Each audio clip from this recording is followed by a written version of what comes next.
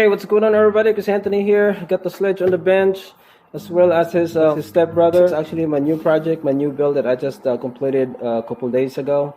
I might do separate video explaining what I did to this build right here. But today I just wanted to give you guys a quick update on my Sledge setup here. She's looking a little bit different, as you can see, and that's because of the front bumper that I have on there. So let me give you a quick explanation on how I did this, and then we'll go to the rest of the truck. One of my biggest criticism about the Sledge is the lack of front bumper support, which is kind of a shame, because as a basher, at least they should have some kind of an optional front bumper for this. As of right now, I don't see any other front bumper support for this. After my horrible nose bump on one of my jump from my last bash,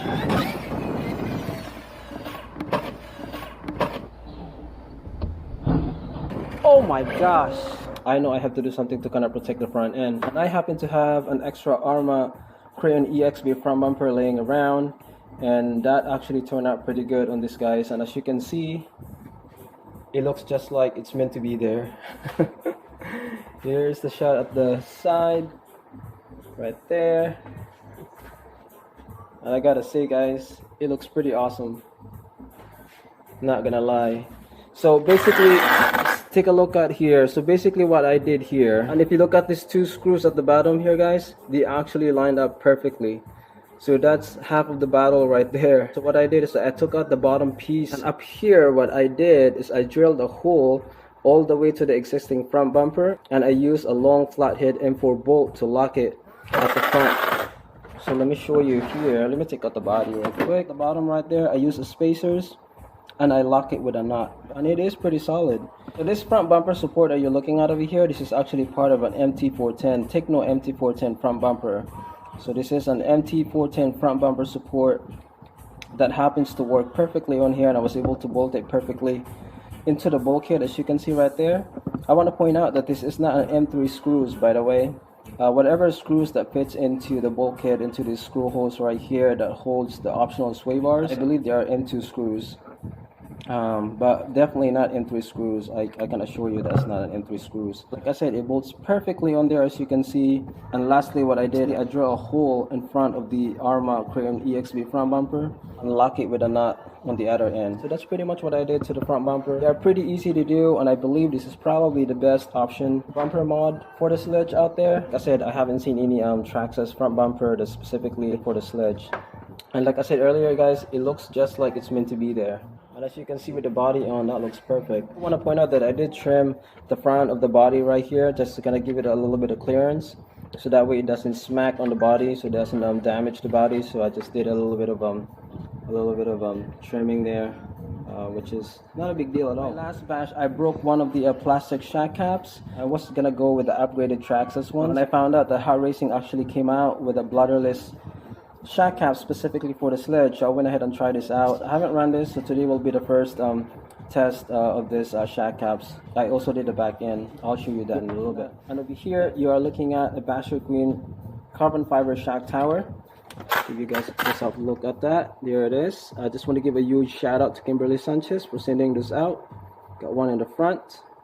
I was also in the back. I'll give you guys a closer look at the back end in a little bit. And the biggest update I wanted to show you guys, for all of you power hungry freaks out there like me, I got an M2C Reverse Motor mount on here now to be able to run a bigger motor. As you can see right there, this is a Castle 1520. I believe the dimension is 4186 if I'm not mistaken. We have now the motor in the back end, and we have the ESC at the front end right there. See, we have a specific ESC plate under my Max 6, and that's bolted into the chassis. Let me show you the So as you can see down there, the new ESC plate is actually bolted using the stock motor mount holes, as you can see right there. And up here, which is pretty genius, M2C created a new top plate that you can mount this massive new Arma receiver box, which I really love. It's big and spacious in there. There's plenty of room for your receiver. You can probably put 2 receivers in there. It's a huge receiver box, and I'm a huge fan of that. And lastly, over here, guys, M2C created a motor inbuilt support to support the back end of the motor for big air landing. I'm a huge fan of that. This is, by the way, adjustable depending on the length of the motor.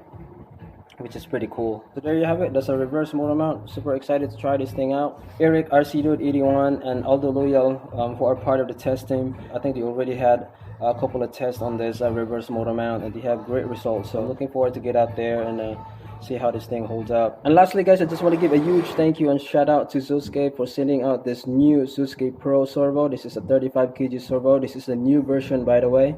As you can see, it says Pro. This is one of my go-to bashing servo. I can tell you that this Pro version right here is a huge improvement over the 35 kg that he had in the past. It now supports 8.4 volts. You run it on 8.4 volt, you can actually get up to 46 kilograms, which is insane.